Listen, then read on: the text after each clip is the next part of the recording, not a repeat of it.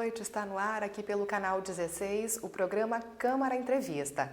E o meu convidado de hoje é o vereador Saul Spinelli, do PSB. Boa noite, vereador, seja muito bem-vindo. Boa noite, é uma satisfação, cumprimento você também, os nossos telespectadores da TV Câmara. Bom, desde o início do mandato, o senhor vem pautando diversas ações para diminuirmos, para amenizarmos os números referentes, então, ao câncer. Então, eu aproveito essa entrevista, já logo no início do programa, para falar do Fórum de Prevenção, Diagnóstico e Tratamento do Câncer Infanto-Juvenil. Ele aconteceu recentemente e teve a participação do vereador Saul Spinelli, assim como uma referência no assunto, né, vereador? Isso. Nós, junto com o Dr. Pablo Santiago, que é pediatra e é oncologista, nós, junto com a equipe do Centro de Oncologia Infanto-Juvenil do Hospital São Vicente, toda a equipe lá, principalmente da Luziane Fabiani, que é pesquisadora da pediatria oncológica, né? E junto com outras pessoas, voluntários, enfim, nós organizamos este fórum e trouxemos de Curitiba o Dr. Bonald Cavalcante Figueiredo, que é uma referência mundial no que se refere ao diagnóstico precoce do câncer infanto-juvenil. Porque, na verdade, a prevenção ela se dá no sentido de prevenir para que a gente faça o diagnóstico tardio. Porque muitas doenças nas crianças, né? As crianças acabam, às vezes, já nascendo com algum problema, enfim, que não são da questão da alimentação, enfim, né? Então, este fórum, ele trouxe o Dr. Bonald para nós falarmos sobre a investigação no P53, nos recém-nascidos, no teste do pezinho. Que já é feito normalmente. Que já é feito o teste do pezinho, mas não a investigação da mutação P53, Isso. que ali as crianças que tiverem a mutação no P53, que é considerado um fator importante no corpo, deve ser investigado, acompanhado. Por quê? Porque aumenta em 50% a chance daquela criança desenvolver câncer, assim como membros da sua família. Não necessariamente vai desenvolver, mas a chance amplia. Então, se tu fizer um diagnóstico, se fizer um acompanhamento, as chances de cura vai a 100%. Feito, então, esse diagnóstico, qual é o encaminhamento, então, na sequência? Encaminhamento é um acompanhamento desta criança e dos seus familiares, inclusive não com exames ultramodernos, não, até a observação da própria família, para alguns sintomas que devem ser observados que o câncer acaba causando e que às vezes as pessoas acham que é referente a uma gripe, né, uma rinite, uma dor muscular, e acaba às vezes o tempo se encarregando de mostrar que não é isso, né? E logo então que for diagnosticado, logo no início, assim, a chance de cura é de 100%, então por isso a importância. O câncer na criança, principalmente, as chances de cura com diagnóstico precoce ela é muito grande, diferente no adulto. Mas é necessário, como disse o Dr. Bonald, como reforçou o Dr. Pablo Santiago, que deu índices lá das crianças, principalmente a leucemia ainda é um câncer que afeta principalmente as crianças, é o principal câncer, né? Do diagnóstico precoce. É importante isso, esse movimento. Vereador, mas a gente tem uma ampla rede de saúde e também somos referência no acompanhamento das pessoas que hoje estão acometidas pelo câncer. Mas o que a gente pode melhorar? De que forma que a gente pode avançar ainda aqui em Passo Fundo? E o senhor, enquanto parlamentar, a Câmara de Vereadores, como auxiliar, então, nesse passo, nesse adiantamento? Nós temos assim, quando foi criado o Centro de Oncologia Infanto-Juvenil no Hospital São Vicente, com um movimento que nós iniciamos quanto liderança comunitária e jornalista, junto com o Dr. Pablo, com o apoio da direção, do Hilário, de toda aquela equipe, e que resultou na construção do centro. Opa, já tem o centro, se tornou uma referência. Logo depois, junto com o apoio do prefeito Luciano Azevedo e da doutora Ana Cristina Ferrarese, promotora da educação, junto também com o Dr. Pablo, lutamos aí com o professor Edmilson Brandão, secretário da Educação, para ter a escola de vida lá, a professora Silvia Risse e a professora Daniela. O que acontece, Paula, com esses movimentos, vai construindo um centro onde nós não podemos voltar para trás. Então agora existem alguns movimentos. Primeiro, esse movimento do diagnóstico precoce através do fórum, que deve ser, na minha opinião, anual para discutir o que está sendo feito, avaliar e criar perspectivas para o futuro. O centro de internação das crianças com câncer deve ser feito. Por quê? Porque junto ao centro hoje, as crianças são atendidas separadas dos adultos, num centro com todo o espaço sideral, azul, bonito, para amenizar aquele sofrimento. Mas nós precisamos de um local, quartos isolados, com banheiro, com local para estudo, com local para receber o familiar, para cuidar. Hoje se divide na pediatria do hospital. Isto não é prudente, até em função da baixa imunidade que as nossas crianças acabam tendo e com isto suscetíveis a outras doenças ali, outras patologias que tem nos pacientes. Outra questão, instalação em Passo Fundo de um centro de transplante de medula óssea.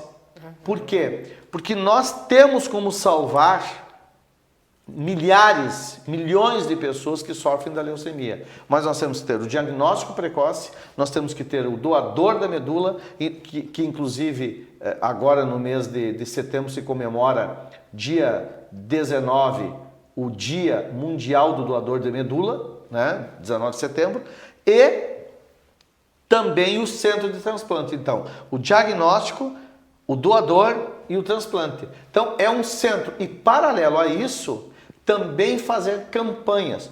Atenção, cuidado, pode ser câncer. É uma campanha que o Hospital São Vicente faz e faz muito bem. A Luziane passa para todos os pediatras da região. E nós queremos ampliar agora esta campanha junto, eu ajudando como um soldado deste grande exército de milhões de pessoas que trabalham nessa ação, ir até a escola, ir até o ambulatório e dizer aquela dormência na perna, aquele cansaço, aquela falta de apetite, aquela palidez, aquela irritabilidade na criança, cuidado, pode ser câncer. Não vamos criar um terror, mas é importante que as pessoas observem quando as coisas são contínuas e não são normais. Sem dúvida, e busque também ajuda, né, de um profissional qualificado. Vereador, indo ao encontro, então, disso que o senhor está falando, a gente pode aproveitar para falar sobre a Lei Doadores do Amanhã.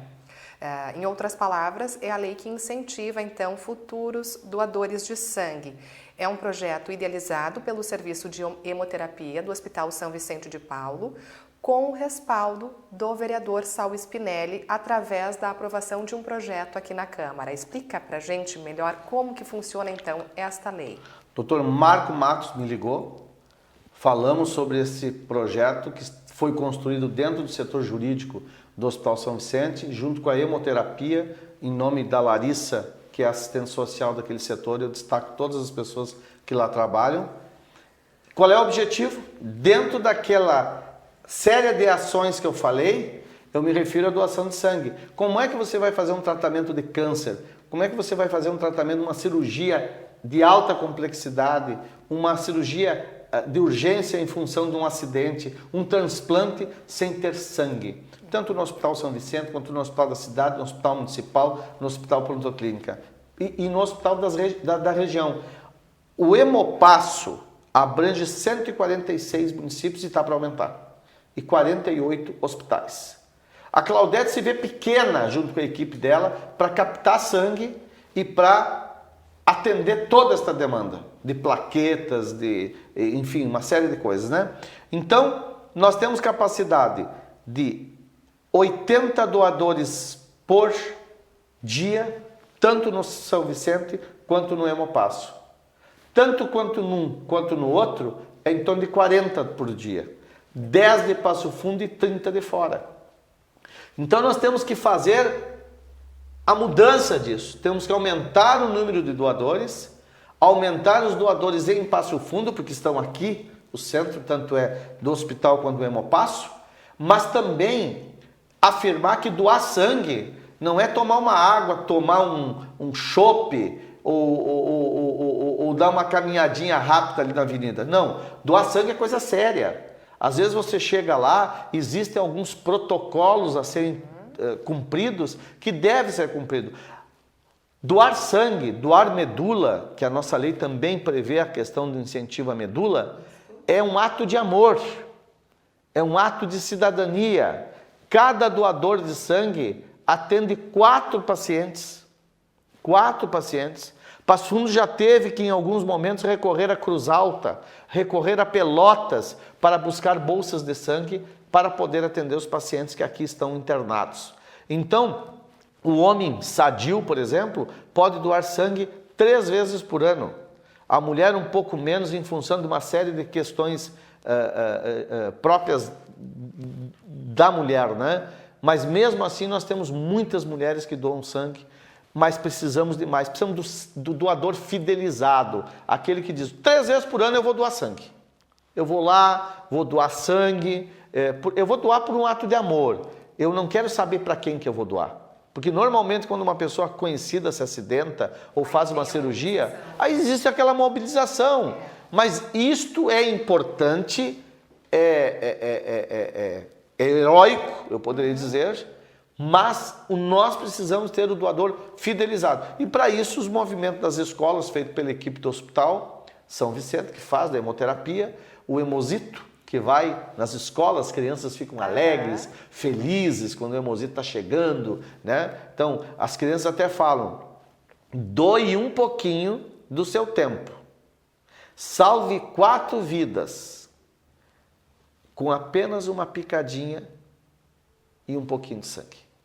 Exato. Então, não é muito trabalhoso, né? E é importante também que quanto mais precoce for essa conscientização, mais chance desse doador se tornar fiel, se tornar frequente. Por isso, esse trabalho já pesado, digamos assim, nas escolas com as crianças, né, vereador? A Organização Mundial de Saúde preconiza, assim como a ONU, que a doação para que os bancos de sangue estejam aptos a atender todos os pacientes, sejam de 3 a 5% da população. No Brasil, nós temos um índice de 1,8, não chega a 2. Então, nós temos uma tarefa muito árdua e muito difícil para se cumprir. Temos que contar com o apoio da população e a conscientização das pessoas. O Brasil é diferente, por exemplo, do Japão, da Alemanha, da Inglaterra, que já tem índices de 5 a 6% da população. Porque nestes países, esses países passaram por guerras grandes, mortes, hospitais lotados e uma mobilização muito grande na época para a doação de sangue que não tem substituto. Não tem. Tu já viu falar em rim biônico, tu já viu se utilizar no coração veias de ali, material suíno, né? Então, a medicina é ampla, mas o sangue não tem o que substitua, né? Não tem. Então, os rins estão com problema ali, é a hemodiálise. O sangue é o sangue, tem que ser o sangue, né? E não pode ser o errado, tem que ser o certo. Então, lá nesses países, há uma cultura de ser doador. No Brasil, nós temos que dar passos como este da lei, mas principalmente como esses do Hemosito, da equipe do Hospital de São Vicente, que vai nas escolas, conversa com os alunos, com os professores, nas empresas, para mudar a cultura, para fazer com que nós tenhamos a conscientização de que, mais do que um ato de cidadania e de solidariedade, é um dever cívico fazer a doação de sangue. Vereador, essa lei prevê, então, além dessas visitas em escolas, empresas, enfim, são palestras, são cursos, tem parcerias também, né? Mobilizações naquele mês, no mês de julho. Mobilizações para a campanha de sangue e de medula. Mudando um pouquinho de assunto, mas também indo ao encontro disso que a gente está mencionando nesse primeiro bloco, temos a Lei Papanicolau, que torna, então, obrigatória a disponibilização do resultado do exame citopatológico do colo de útero no prazo de 30 dias. Então, esta é uma medida importante para a prevenção e também para o tratamento do câncer feminino. Nós temos que falar sobre essa lei de uma forma bem rápida e objetiva. Primeiro, toda a mulher que tiver na sua plenitude da vida sexual, deve, uma vez por ano, fazer o seu preventivo, que é o Papa Nicolau.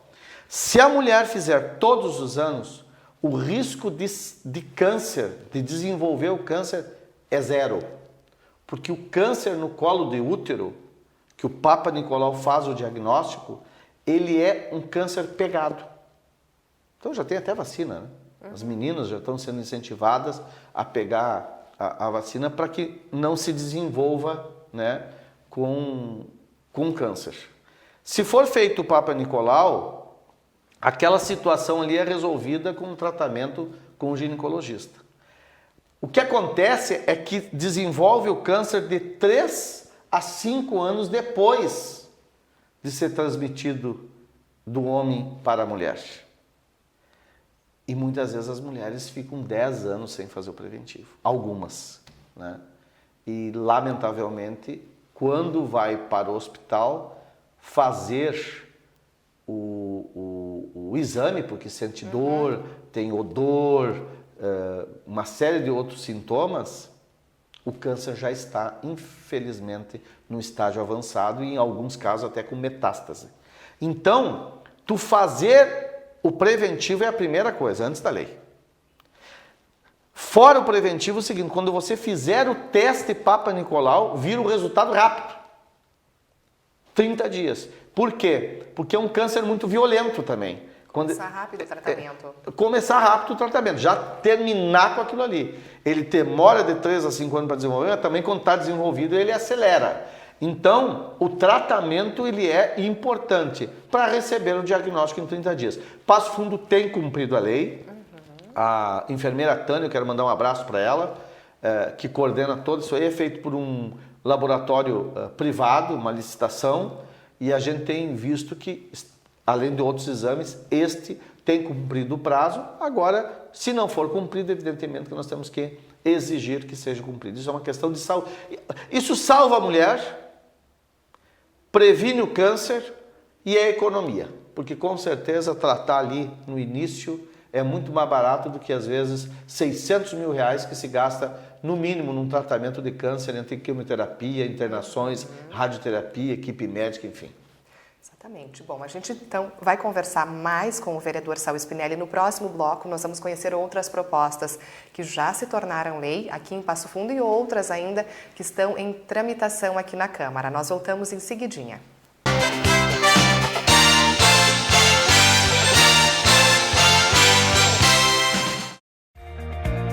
O que é importante para você é importante para a Câmara. A Câmara de Vereadores tem compromisso com a comunidade e transparência na gestão. Por isso, debater as necessidades da comunidade faz o trabalho do Legislativo ter muito mais resultados para você. Com participação, as mudanças acontecem e os investimentos geram mais desenvolvimento e garantem um futuro melhor para a nossa cidade. Câmara de Vereadores de Passo Fundo, a casa dos grandes debates.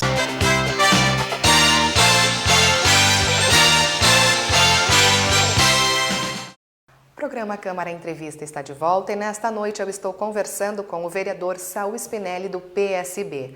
No bloco anterior nós conhecemos algumas propostas que já se tornaram lei aqui em Passo Fundo e vão ao encontro das pessoas que estão acometidas pelo câncer e até mesmo pelo tratamento e pela prevenção. E neste segundo bloco, vereador, então eu inicio lhe questionando sobre outro projeto que já foi aprovado e que é lei no nosso município há cerca de 2 meses, que é a Cantina Saudável. Então, escolas de educação infantil e de ensino fundamental estão proibidas de comercializarem alimentos que são nocivos à saúde, como alimentos gordurosos e refrigerantes. O que mais entra aí nesses alimentos? Sabe que essa questão é polêmica. Polêmica. As pessoas acham que isso é bobagem. Respeito a opinião delas. Mas não é o que mostra os índices mundiais, pesquisas de profissionais altamente estudiosos e qualificados. Por que a lei prevê alimentos nocivos? Porque é o Conselho de Alimentação Escolar, que tem nutricionistas, Universidade de Passo Fundo, vários profissionais que vão definir o que pode e o que não pode ser comercializado. Não foi o vereador que definiu. Não sou eu que vou decidir. Isso. Agora, vamos começar pelo refrigerante. Uma lata de refrigerante por dia, meio quilo de açúcar ao final de 7 dias. Aí você coloca meio quilo de açúcar no corpo de uma criança e você quer que o pâncreas trabalhe como? Vai trabalhar bem. É um pâncreas novo, de uma criança, de um adolescente. Mas este pâncreas vai chegar como? Aos 25, 30 anos, doente. Aí, além do mais, mulheres aí chegando numa fase de 35, 40 anos com problema de osteoporose, que já é, que a gente sabe, que no que a mulher entra na fase da menopausa, muitas defesas que ela tinha com a função hormonal, acaba ela perdendo. Então ela tem que fazer a reposição hormonal. Mas não é aceitável que esses problemas de osteoporose que aconteciam com 55, 60, 65, 70 anos, comece a acontecer aos 35, 40 anos em função de uma alimentação vindo lá da infância, né? E inclusive a falta de alguns nutrientes, como o cálcio, por exemplo, né? Aí você vamos para o salgadinho.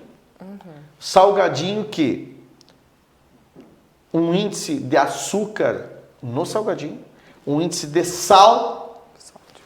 sódio, que é prejudicial à saúde.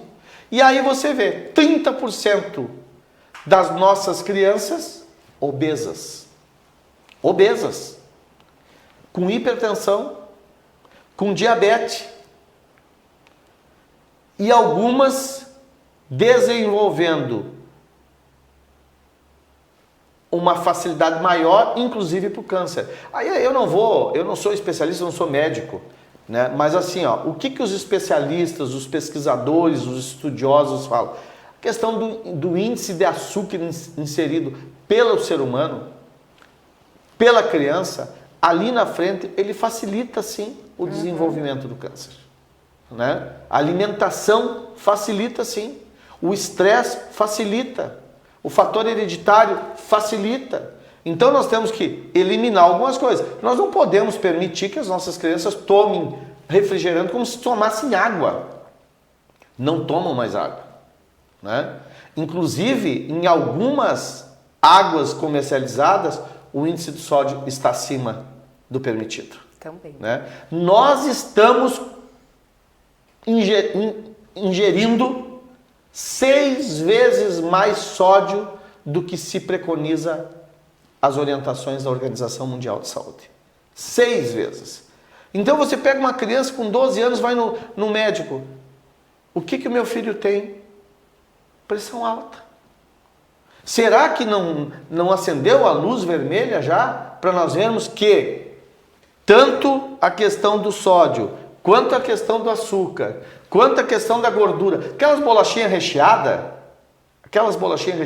uma vez eu quero fazer um desafio para vocês, nós fazer um programa aqui com uma nutricionista e trazer aqui os alimentos e mostrar aquela bolachinha recheada, aquela que é escurinha, que todo mundo gosta, não vou falar o nome aí para não criar problema, né? Todo mundo sabe qual Todo mundo sabe, recheadinha, que a criança come um pacote assistindo televisão, assistindo o celular, que é outro mal, que daí a criança não corre mais, não anda mais de bicicleta, não brinca, não joga mais bola, é deitada no sofá, é no celular, videogame. É gordura, é videogame, é PlayStation, aí é gordura, é sal, é sódio, é açúcar. Ela tem meio copo de gordura. Meio copo de... Agora tu imagina você fazer o seguinte, pega meio copo de azeite e dá para o teu filho tomar para ver se ele toma. Ele não toma. Mas quando ele come um pacotinho daquele lá, ele colocou para dentro meio copo de azeite. Isso está especificado ali nos componentes, porém mascarado por alguns nomes que a gente não entende. Primeiro que é muito... Eu já para ti, eu com óculos tenho dificuldade de ler aquilo lá. É muito pequeno. As pessoas não vão ler. As pessoas não têm costume sequer de olhar a validade da produção e a validade do produto, que é outro gravíssimo erro, né? Mas infelizmente não olham. Isso é um hábito que tem que ter. E não custa. Quanto é que custa tu olhar os nutrientes que tem ali, a composição? Nada. Quanto é que custa olhar a validade? Nada. Então, esta lei, ela já é uma lei que... Mas por que ter lei? Porque a lei é como o cigarro. Hoje, de 10 pessoas que tem na sala, nós estamos com 3 aqui. Tu fuma? Não. O nosso cinegrafista fuma? O vereador fuma? 3 pessoas nesta sala, nenhuma fuma. E possivelmente o Rafael, nosso amigo, também não fuma. 4. Mas por que isto? Porque lá atrás teve uma lei que limitou sobre protestos, sobre críticas, mas diminuiu e muito doenças provocadas pelo fumo. Diminuiu. E nós tivemos, inclusive, a proibição de propaganda do cigarro. E nós tivemos, inclusive, a obrigatoriedade de colocar nas carteiras problemas vascular, problema de câncer, problema de uma série de outras questões. Então, muitas pessoas, talvez até eu na época, mas para que proibir? Fuma quem quer. Para que proibir? Não, é porque você estava dentro de um restaurante. Os artistas de televisão davam entrevista naquela Roda Viva, que é famosa, a Elis Regina dando uma entrevista fumando um cigarro. Né? Hoje é concebível isso? Não. Tu não verifica nem nas novelas isso. Mas você verifica, por exemplo, as pessoas bebendo e consumindo muito bebida alcoólica. Que nós poderíamos falar aqui de uma série de questões, de doenças causadas pela questão do excesso da bebida alcoólica, pelo excesso de propagandas, pelo excesso que favorece isso, e aí um monte de questões aí que não vem ao caso porque não é da bebida que nós estamos falando. Mas a questão da alimentação na escola, a escola é um santuário. A professora, as professoras, a direção da escola, ela tem uma influência sobre a criança, porque ela é um santuário, é uma santa. Porque aquilo ali é a vocação. A professora tem uma influência sobre a formação daquela criança, que eu me lembro, por exemplo, a minha professora do 7º ano, do 2º ano, que é a professora Brunilda, a professora Ledi, a professora Marlene, né? E tantas outras professoras que foram importantes na minha formação. Então, a professora falando do refrigerante, ela é importante. Ela não diferente do pai e da mãe falar em casa, né? O pai também claro tem que falar, claro mas que vai deve. junto com a professora. A professora não é obrigada, mas a professora já faz isso.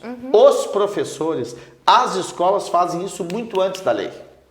Muito antes da lei. Vereador, é importante que a gente também faça um parênteses e diga, essa lei, muita gente pensa, o vereador pode legislar sobre as instituições municipais, mas essa em especial é para escolas particulares também.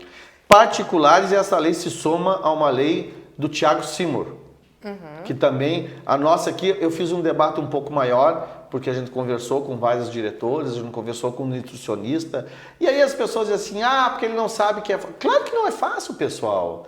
Tu acha que é fácil lá na minha casa proibir o refrigerante? E como que está sendo a aceitação, já que essa lei está em vigor há pouco tempo, mas já dá para ter uma noção? Primeiro eu quero te dizer que já é feito em muitas escolas, mesmo antes da lei. A gente tem que ser justo, já é feito. Segundo, que não é fácil. Não é uma coisa para mudar a cultura em 1 ano, 2 anos, 3 anos, 4 anos. É uma questão assim de longo prazo, tá? Tu sabe quantas 1.000 toneladas de açúcar nós temos a mais na indústria brasileira? 500 mil. Nós estamos com a quantidade de açúcar na indústria brasileira é um caso tão grave quanto o cigarro. E aí tu vai me dizer o seguinte, é fácil? Claro que não é fácil, Paula. Eu mesmo tenho, por família, o problema da diabetes. Então, às vezes, eu tenho vontade de comer um doce. E só eu sei o quanto é difícil resistir. E algumas vezes, inclusive, eu não resisto. Entendeu? Então é o seguinte, eu evito ter, inclusive, em casa, algumas vezes, sobremesa, porque eu vou lá comer. Ou eu faço naquela medida que é aquilo que eu posso comer. Então, assim, não é fácil, mas a maioria das escolas já fazia, só que nós queremos para o ano de 2020 fazer com a doutora Juraci, que é nutricionista, que nos ajudou muito nesta lei da cantina saudável, junto com o doutor Pablo Santiago, junto com o doutor Rodrigo Villarroel, junto com o doutor Lucas Schmitz, que trata da obesidade, é um especialista, inclusive em cirurgias bariátricas, e o Dr. Lucas Schmitz, uma boa pauta, inclusive, para vocês conversarem sobre aqui, Dr. Lucas Schmitz, por quê? O Dr. Lucas fala o seguinte, tem que tratar quando o cidadão está sadio. Não tem que prorrogar, às vezes, as ações para quando aquele cidadão vai ter que fazer a cirurgia, mas já tem pressão alta, já tem diabetes, já está estragado um monte de coisa, inclusive a questão vascular. Então, o que eu te digo assim? O Dr. Lucas nos orientou sobre isso. Nós temos que bater na alimentação, Saul. O Dr. Rodrigo, o oncologista, o Dr. Pablo, na pediatria, e a Juraci Machado, que é nutricionista. O ano que vem nós vamos fazer um seminário, um fórum, um encontro sobre essa questão da alimentação saudável. De como é que nós podemos mostrar para a população a quantidade de açúcar que tem nos alimentos. O refrigerante, vou repetir, 7 latas por semana é meio quilo de açúcar no pâncreas. É um absurdo. É um absurdo, tá? E aí vem a questão, inclusive, aí se nós entrar na questão dos energéticos, nós vamos entrar na questão cardíaca e a questão renal. Guris de 20 anos, meninas de 20 anos com problemas cardíacos e outros com problemas renais. Porque a ingestão ali desses energéticos, inclusive uns que Deus me perdoe, como diz o ditado, é a marca diabo, né? A gente sabe nem de onde é que vem. Vereadora, a gente vai mudar um pouquinho de assunto, porque ainda não foi a votação, projeto de lei que institui o IPTU verde. Muita gente está curiosa para saber de que forma que isso vai ser aplicado futuramente aí quando for aprovado.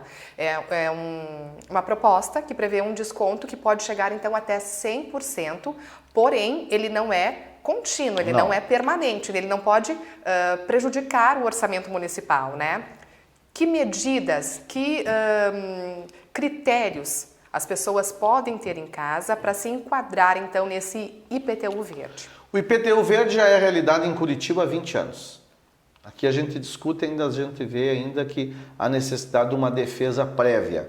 Mas há 20 anos em Curitiba é lei. Aí tu vai me perguntar, Paula, mas Curitiba é considerado referência num monte de coisas a nível mundial. Deve ter os seus problemas, né? Evidentemente. A cidade lá do nosso querido amigo Dr. Bono de Cavalcante Figueiredo, né? Do Hospital Pequeno Príncipe, né? Lá da Fundação Rei Pelé. Mas eu te digo uma coisa. O IPTU verde não só é realidade, como dá certo nos municípios e nos países que se aplicou. Quando você tem a tua casa, quando você tem a tua empresa e você ocupa a água da chuva, você reocupa a água, por exemplo, a água da máquina de lavar, tu ocupa para lavar a água da máquina de lavar louça ou lavar roupa, você ocupa na calçada. No carro. No carro. Quando você coloca placas solares e baixa 80% o custo da luz, quando você, ao invés de botar cimento, você coloca um pouquinho de verde na calçada, um pouquinho de verde no muro, um pouquinho de árvore, você está colaborando com a tua saúde, com a tua economia e com o meio ambiente da cidade que você vive. Aí vem o desconto fracionado de 10, 20, 30 até 100%, porque existe também aqueles produtos que hoje podem ser conectados à tua cozinha, cozinha de escola, de ambulatório, de creche, de empresa, para transformar lixo, casca de banana, resto de comida e até do esgoto cloacal, em gás para ser utilizado na cozinha. Isso é vendido por 5 mil o aparelho, tu entendeu? Para ser comercializado em pequenos imóveis, né? Toda essa questão pode virar o que em desconto IPTU. Bah, mas o Saul está viajando. Não estou viajando. Isso aí já é realidade há 2 décadas em Curitiba. E aí melhora o quê? Melhora, evidentemente, na conservação de recursos naturais. Além daquele cidadão economizar água e a luz. Aí as pessoas dizem o seguinte, mas Saul, para mim colocar a placa vai 3 mil na minha casa. Às vezes 3 mil é o teu celular. Tu parcelou em 10 de 300. É o teu celular. 10.300. Tem gente que tem iPhone de 5 mil. E aí gasta 200, 300 de luz. E colocando as placas, que hoje o BNDES está abrindo financiamento, inclusive, para pessoa física, para isso. Os bancos estão abrindo financiamentos e o governo está incentivando para que tu coloque as cisternas. Olha a quantidade de água que tu gasta para lavar uma calçada, gasta para lavar um carro, gasta para puxar a descarga. Tudo isso pode ser da água da chuva. E nós temos um clima que favorece, né? Nós aqui, diferente de outras regiões do país. Nós temos, por exemplo, o inventário arbóreo, que já é lei. Se soma ao Por IPTU que verde. se soma? Gente, o que é o inventário arbóreo? Mas para que isso? Isso é bobagem, tem gente que diz. Bobagem, meu amigo, é fazer o que São Paulo fez. Arrancou todas as árvores, encheu de cimento, sem planejamento nenhum. E tanto uma lei quanto a outra contou com o apoio dos defensores do meio ambiente, do GESP, o Clóvis Alves, ex-secretário do meio ambiente, o Rubens Astolfi atual, o Glauco, né? O pessoal do Conselho de Arborização, o Reni, toda a sua diretoria lá, né? O Dr. Paulo Cirne, nesses dois temas. O inventário arbóreo o que é? Nada mais é do que inventariar as árvores aí, as espécies em Passo Fundo e verificar. Por exemplo, nós temos árvores em tais regiões, em espaços públicos. Essas árvores, elas vão morrer um dia, como tudo, né?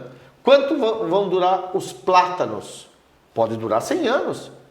Mas tem que ter um planejamento para ter outros plantios. Se tu chegar lá, tu já vai ver que ao lado do plátanos, da tamandaré, tem algumas árvores plantadas. Por quê? Porque aquela árvore tem que crescer ao ponto de que quando aquela ao lado morrer, ela faça toda a função que faz uma árvore. Que não é só, poderia ser só, mas não é só o ar que nós respiramos, que nós precisamos das árvores. É o impacto sonoro. Vamos falar do barulho. Vamos falar do barulho. Muitas vezes, se você tem uma parede de árvores, o impacto do barulho da rua, dos carros, diminui para dentro da tua casa, para dentro do teu imóvel, para dentro do teu bairro. Ventanias. Eu conto essa história. Tem um amigo meu que chegou lá, cortou todas as árvores da frente da casa dele. Ele morava lá há 20 anos na casa, nunca destelhou a casa dele. Bastou a primeira ventania sem as árvores para destelhar as casas dele. Eu não estou inventando, isso aí é um fato. Não vou falar por nome, por uma questão de ética. Por quê? Porque a árvore é a questão do ar, é a questão da sombra. Gente, você já parou para pensar numa rua sem árvores? Quanto é quente, aí tu coloca o asfalto, vem mais calor ainda. Aí você não tem 1 metro quadrado de grama, de terra. Então todas essas questões, eu poderia fazer outra coisa? Poderia, eu faço outras coisas. Eu lido com outras coisas. Mas isso é importante, é uma pauta que tem que ser discutida hoje para que os nossos filhos, nossos netos, nossos bisnetos, inclusive a gente também, tenha a garantia de ter um mínimo de qualidade de vida. Hoje, o pior ar a respirar da América Latina é São Paulo, que é a maior cidade também, que tem as suas qualidades, que tem a sua beleza, a sua magnitude, mas que não fez o serviço de casa. Por quê? Porque as pessoas acham, corta a árvore suja, o ipê roxo, por exemplo, o ipê amarelo, o ipê branco, caiu as flores, sujou ali, mas tanta coisa que suja e que não te dá nada, e mesmo assim tu permite. Inclusive as pessoas, né, que acabam jogando lixo ali sem... Então o IP tem um papel importante em toda a questão do ecossistema. Então, eu te digo, o inventário arbóreo talvez hoje não seja reconhecido, mas daqui 20, 30, 40 anos as pessoas vão se lembrar desta lei e principalmente das pessoas que defendem esta lei e que fazem a ação que garante uma qualidade de vida para as pessoas. Vereadora, eu gostaria de esmiuçar mais esse assunto, porque é tão interessante, as pessoas precisam criar essa consciência, essa cultura de sustentabilidade. Mas o nosso tempo esgotou e eu só queria então deixar um último minutinho para falar então sobre o edifício Gralha Azul. É um imóvel que fica lá na Coab 1 e que está interditado desde 2016. Muitas das famílias que residiam então neste local estão vivendo de aluguel hoje, né? Vivem, bem rapidinho então, vivem de aluguel, vivem em casas emprestadas, peças emprestadas pelos seus parentes, pessoas que trabalharam a vida inteira para comprar um apartamento, agora simplesmente vê aquele prédio interditado desde 2016, 3 anos, doutora Catiane Guelli e doutor Mendonça que cuidam da área jurídica, né? Eu estou acompanhando. Temos audiência dia 26 de setembro deste ano, às 14 horas, com o doutor Moacir Baggio. Nós estaremos lá, uma comissão de moradores, 4 moradores foram escolhidos para representar o grupo. O secretário José Stedley, secretário de Obras do Estado, estará representando ali o Estado, a Caixa Econômica Federal, o município, para nós encontrar um acordo que possa resolver essa questão da moradia. Nós temos a dona Nair com 85 anos. Há 30, 40 anos atrás comprou um apartamento. A Raquel que trabalhou a vida inteira para comprar um apartamento. A dona Francolina que vendeu uma casa para comprar aquele apartamento, né? Então, tem pessoas ali que não pagaram, não terminaram de pagar, compraram agora financiado pela Caixa, faltam 4, a dona Classi, falta 4 anos para pagar o apartamento. Então, é uma situação que ganhou muita importância dentro do nosso mandato. Dia 26, por coincidência, no dia que eu nasci, completo 50 anos, dia 26 de setembro, e quero de presente, se Deus quiser, a solução desse problema para essas 16 famílias do Edmundo Traem, do Edifício Gralha. Então, Câmara Entrevista de hoje está chegando ao fim. Teríamos outras pautas aqui para tratar sobre a comissão especial que foi transformada em grupo de trabalho, a criação de um bloqueio de ligações telemarketing. Municipal. Enfim, são muitos os assuntos, muitas pautas que eu deixo então o convite para o senhor retornar em uma próxima oportunidade. Sempre que convidado estarei aí. Obrigada e uma ótima noite. Obrigado. Boa noite também a você que acompanhou o Câmara Entrevista de hoje. Nós temos então um encontro na próxima semana. Uma ótima noite e até lá!